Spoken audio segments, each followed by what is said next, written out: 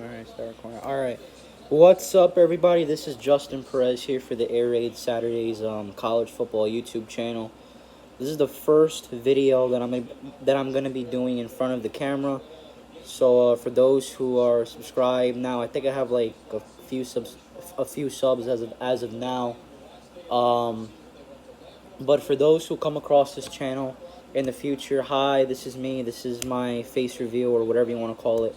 I didn't feel like bringing out the microphone today and doing all the editing for this video. And to be honest, I just want this video to be a little bit more genuine than my conference prediction videos. Because I want to have this discussion as I'm currently watching the New York Giants and Detroit Lions preseason game while I'm talking. I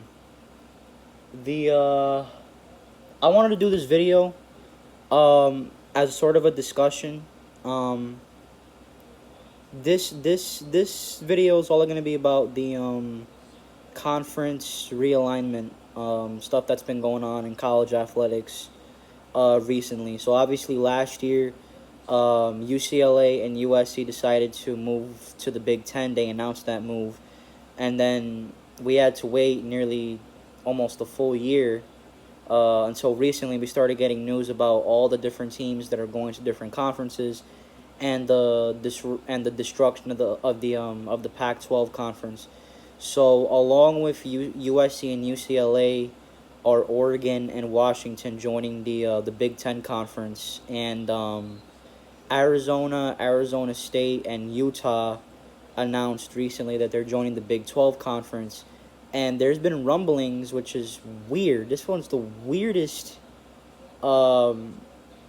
piece of rumors that I've heard that's been going around the college football universe. But apparently, the University of California at Berkeley, Stanford University, and even SMU are planning to join the ACC conference, which makes absolutely no sense.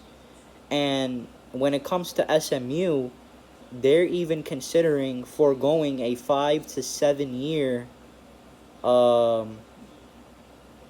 collection of potential revenue that they could get just to be a part of the ACC. So SMU is willing to forego 5 to 7 years of potential revenue just to move up and join the ACC conference.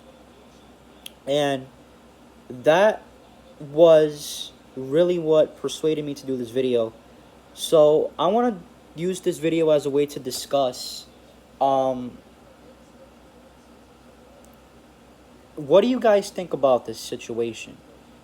Obviously, the Pac-12 is dead. I believe the remaining schools are Oregon State, Washington State, Cal, and Stanford in the Pac-12. Those are the 4 remaining schools left after this season that will be in the Pac-12 conference, which will no longer be in existence because of the fact that, well, there's only 4 schools. And already California and Stanford are planning to get out. I mean, there's rumors that they could be joining the ACC, which again makes no sense. But I wanted to ask you guys this question. Do you believe that the conference realignment stuff that's been happening is destroying collegiate athletics as a whole? And in my opinion, again, I'm throwing this question out for you guys, and I want to hear what you guys have to say in the comment section below for those of you who come across this video. I want to know, what do you guys think about this? Because in my opinion, I believe that all the conference realignment stuff is ruining intercollegiate athletics. And the reason why I believe that is based on the fact that I'm taking a look at who's most affected by the situation. It's certainly not the schools.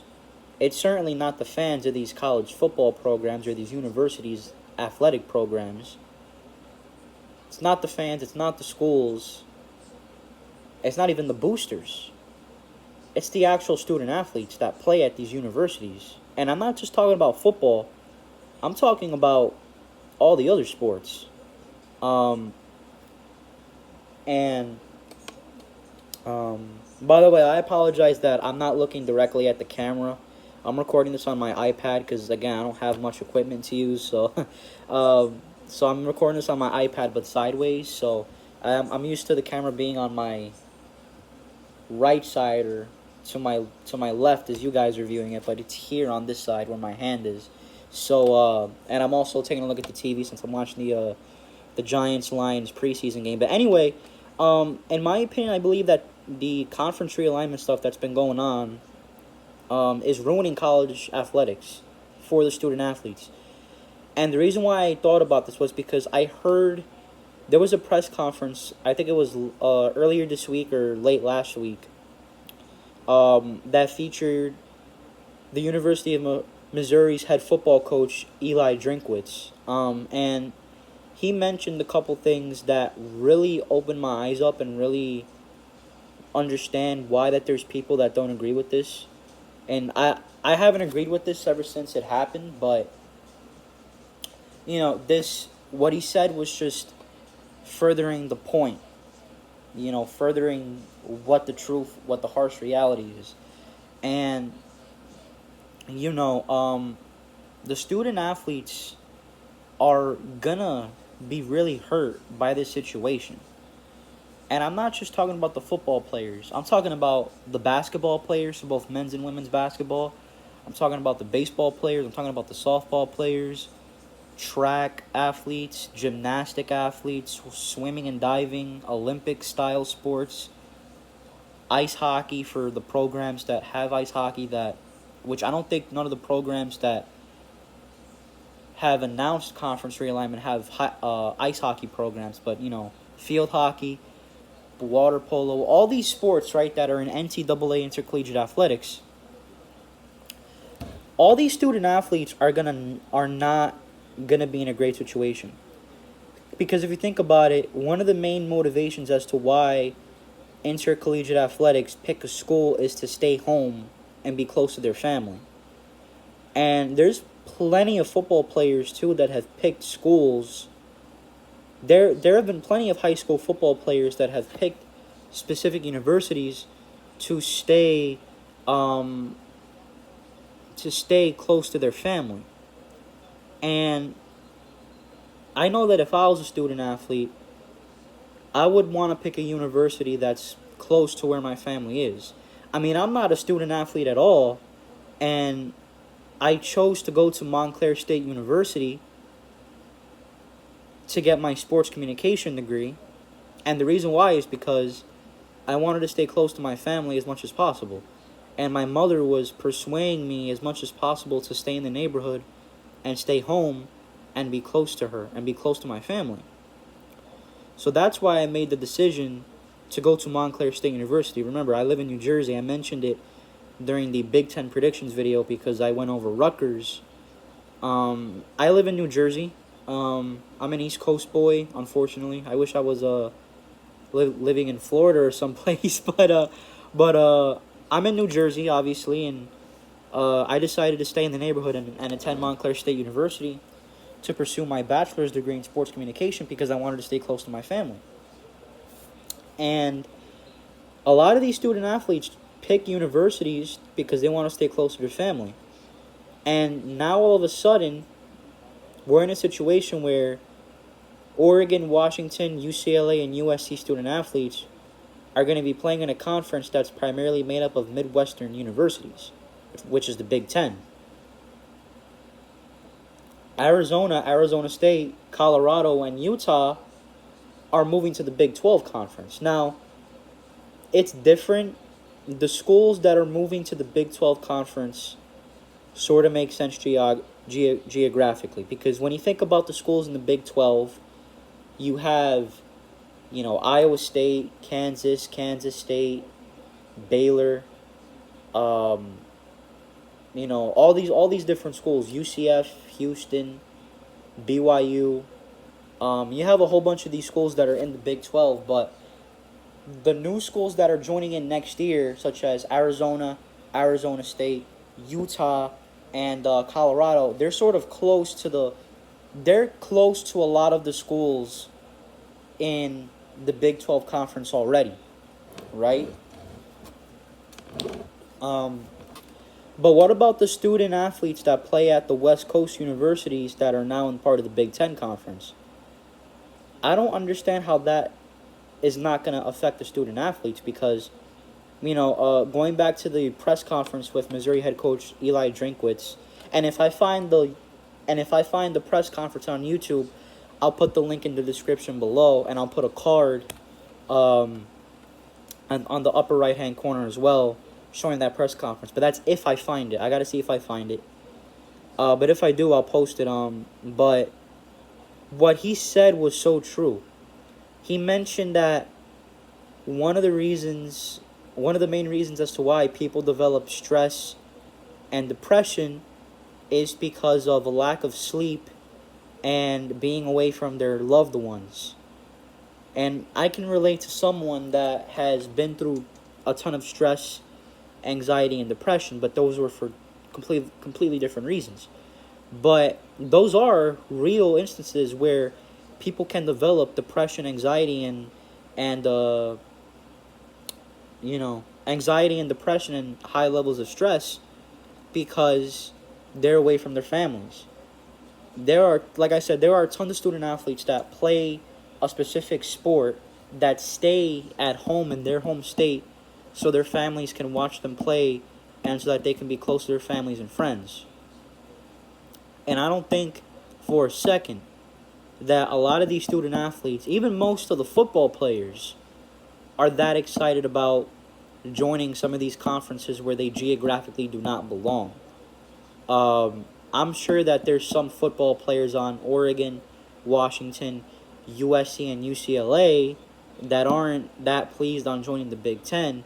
And I know for a fact that athletes that play other sports that are not football are not pleased about this news at all.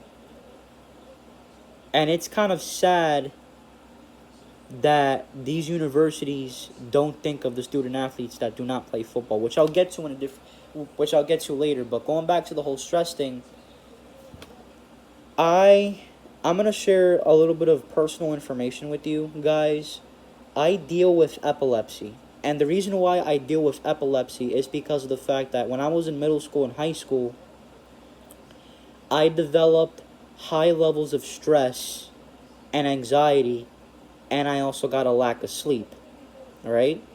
Now, why am I bringing up lack of sleep, anxiety, and stress? Well, the reason why I'm bringing that up is because these student athletes that have to travel to the East Coast and the Midwest, who go to these West Coast universities, for these athletes that are going to be forced to play in the Big Ten Conference, are going to have to travel to the East Coast to play Rutgers, Maryland, and Penn State, and they're going to have to travel to the Midwest. We got to remember, even though we watch these guys play on TV every single weekend, on every single Saturday, we have to remember that these are students that go to universities to get an education. Whether that's their primary goal or not, they're there to get an education. So these schools are basically forcing these student athletes to get on long flights to play intercollegiate organized matches and games in different sports. They're asked to take a long flight to the Midwest or to the East Coast on road trips to play games and then come back to their campus to then go to class the next day. And that's not right. Imagine if USC soccer players, right? Imagine if USC soccer players had to go on a long flight to go play Rutgers in a Big Ten Conference soccer game and then come back the next day so they can attend class. So right away, you're asking these student athletes to reduce their amount of sleep, to play a game, to travel to another part of the country on a regular basis. You're asking these student athletes to travel the country, go to different areas of the country, and then come back immediately after the contest and then expect them to go to class and continue to get good grades in class. That is not right, in my opinion. And I think a lot of people will agree with me with that. People are not you. There's a lot of people that have extreme time crunches. I'm one of them. Being an athlete. I'm not an athlete. I'm far from being an athlete. But I'm on a very strict time crunch, being committed to my academics. Imagine if I was a student athlete, and imagine if I had to travel from the East Coast to the West Coast and back on a regular basis, and then expect to go to class the next day, and expect to pay attention to my professors in class, and expect to get good grades. You can't expect that from student athletes, right? And I worry a lot about these student athletes because now their healths are on the line. Like I said, I developed an epilepsy condition because I was under extreme amounts of stress and anxiety, and I also had a lack of sleep during my middle school and high school days. That was the reason why I developed my epilepsy condition, which I started getting during my freshman year in high school. I started getting seizures during my freshman year in high school because of high levels of stress, anxiety, and not getting a lot of sleep, because I would worry a lot about my academics. Imagine if I was on a time crunch, and imagine if I was traveling to different parts of the country. That is going to take a heavy toll physically, emotionally, and mentally on these student athletes. And I do not agree with that at all. And when I mentioned the universities only focusing on football, it is so sad that the student athletes that play sports that aren't football do not get prioritized like the football players do. Let's face it, college football is the biggest money-making machine in intercollegiate athletics, and it's not even close.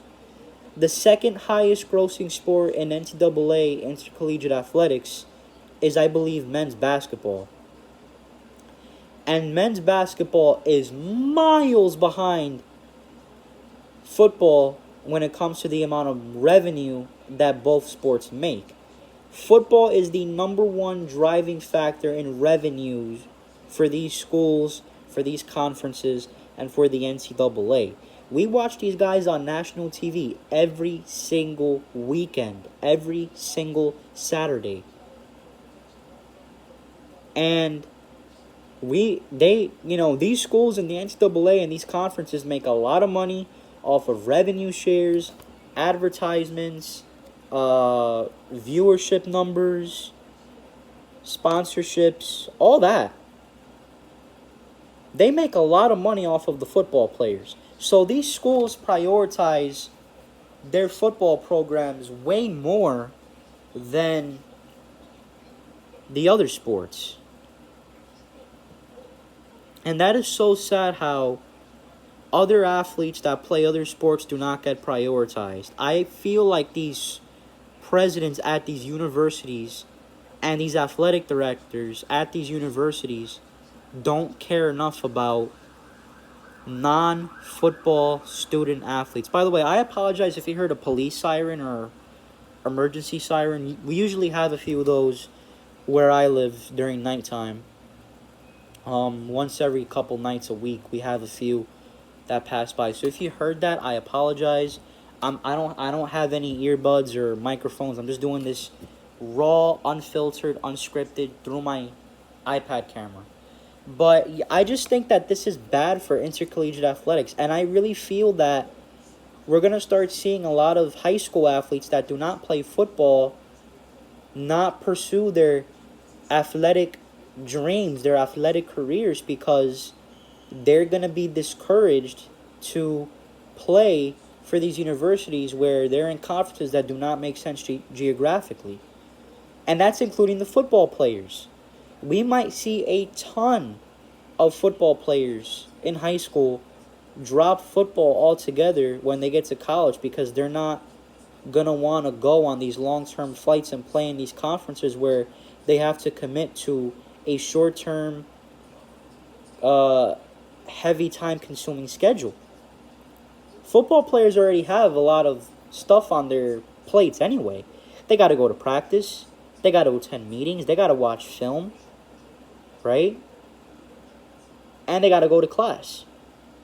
Imagine having to take a road trip consistently to the East Coast, to the Midwest, every single week. That's just not right. It's going to put a mental, emotional, and physical toll on these players. And I'm extremely worried for their health. And not just the football players, but everybody. All the student athletes. Doesn't matter what sport it is. Listen, I don't watch college baseball. I don't watch college softball. I don't watch college gymnastics. I don't watch college soccer. I don't watch collegiate Olympic sports. I don't watch college track. I know a lot of that's on ESPNU and ESPN Plus. I don't watch a lot of women's basketball. I don't watch a lot of college basketball in general. I watch a lot of college basketball during the March Madness and the conference tournaments, but during the regular season, I don't really watch too much college basketball.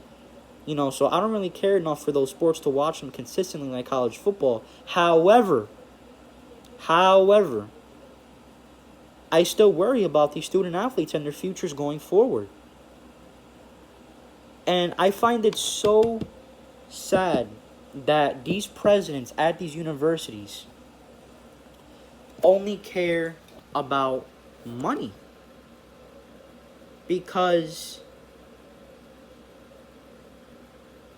it just shows that these people do not care about the well-being of their students. The presidents don't care about the well-being of their student athletes.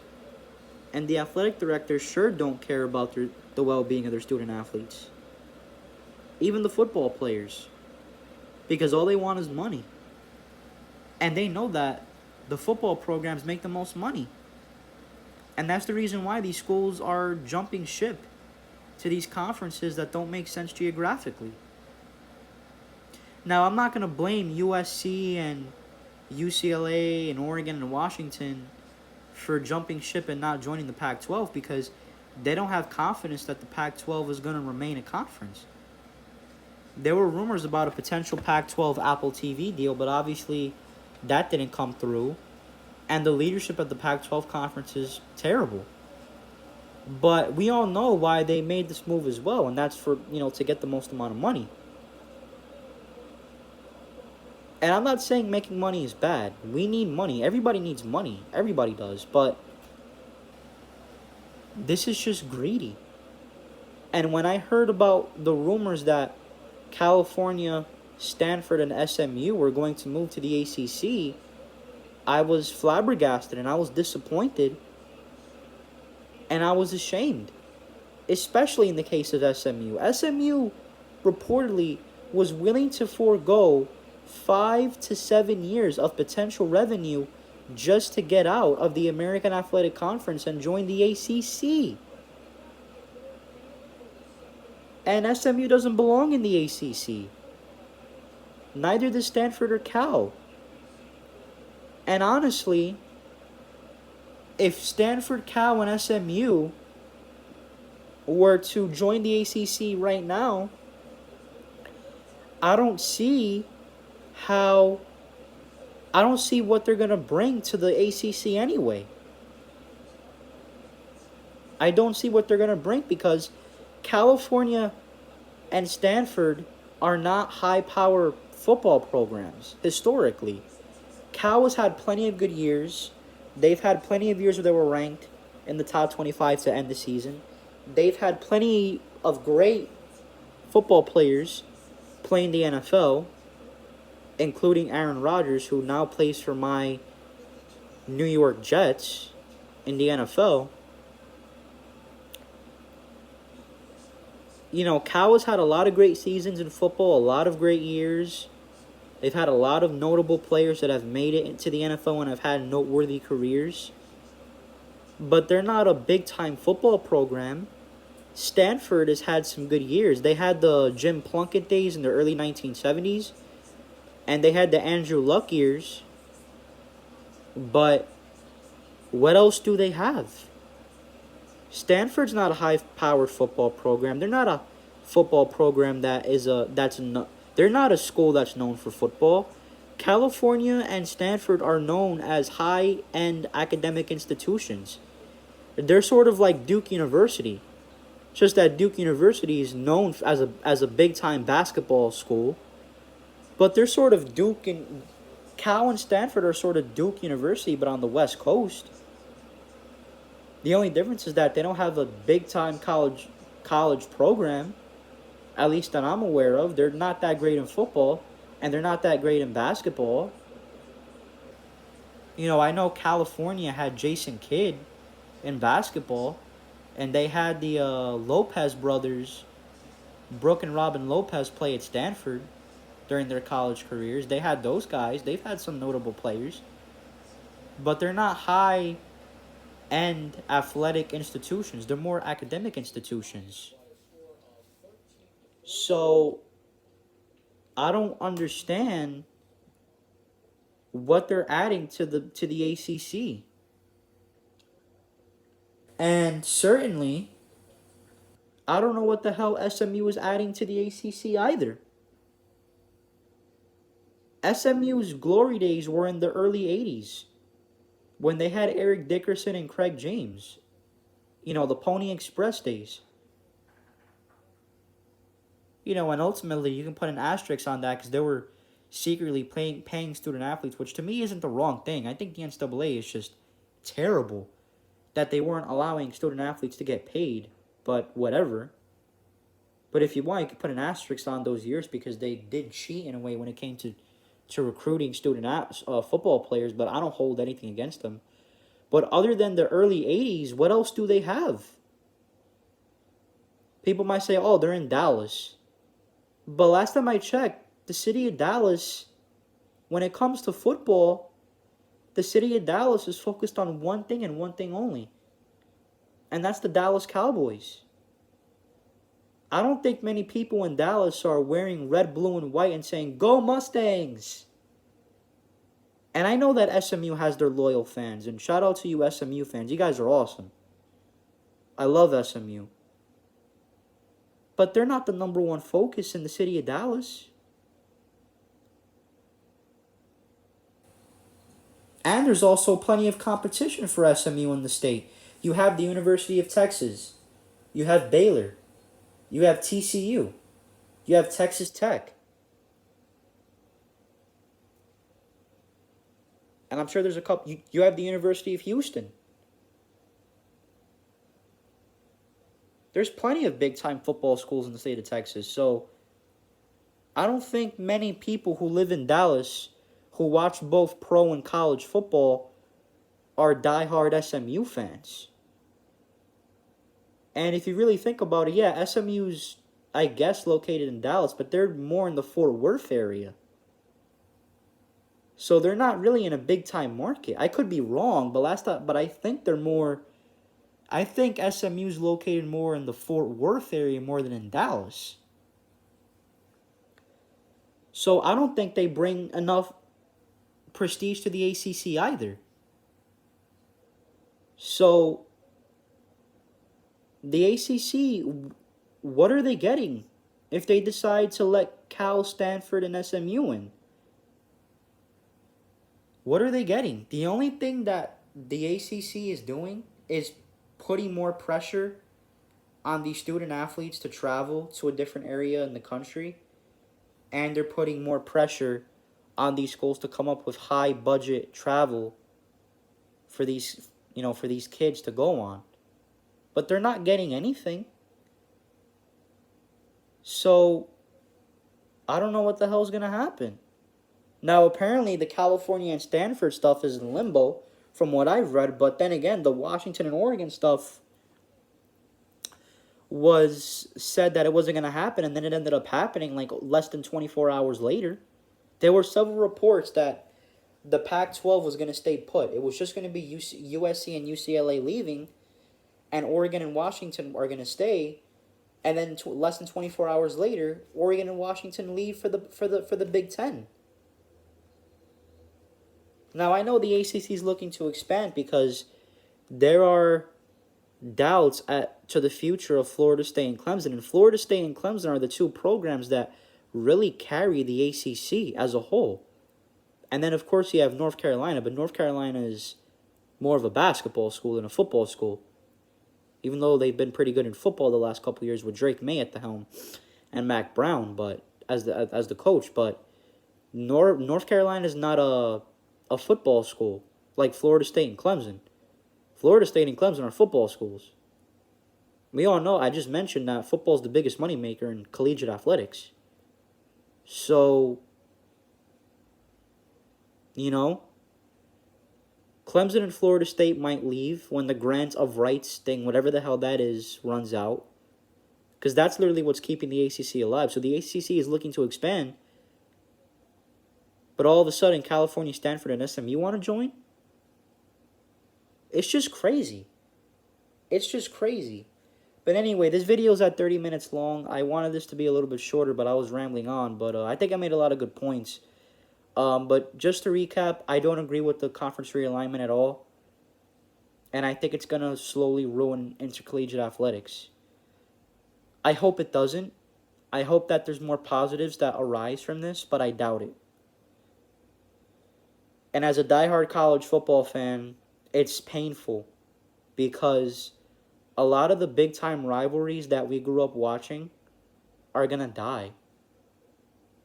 The traditional conference alignment that we have grown accustomed to for decades is dead.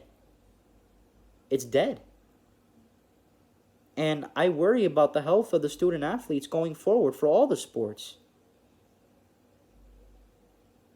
And I don't think that it's, I just think that this is all money that these schools are going after.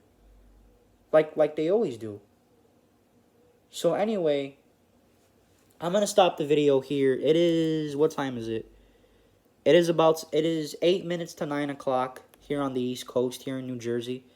I want to thank you for listening. I don't really call this a rant. I know it sounded like I was upset, but I'm very emphatic when talking about something and going on spiels. I'm not angry. I know I sound like I'm pissed off, but I'm not. I just like to, give a little bit of energy when giving a speech or something. So overall, I don't agree with what's going on. I believe that this has very high potential to ruin intercollegiate athletics, and I'm not okay with this at all. And it's sad. I hope that these student athletes do not deal with any internal health issues in the future, but I doubt that. I'm not trying to be negative Nancy because I try to be as positive as I possibly can, but I don't see the positives in this. I just don't. I just don't. So anyway, that's going to be it. I hope you guys enjoyed listening to me, and I want to know what you guys think in the comments down below. Let me know what you guys think.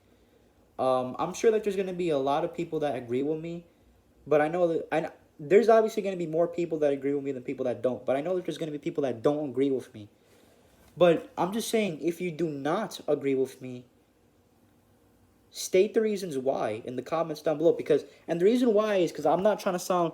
The reason why I say to state your reasoning for my opinions or for your points of view down below is not to seem like a smartass, but I like to try to get different points of view and try to, be as neutral as possible.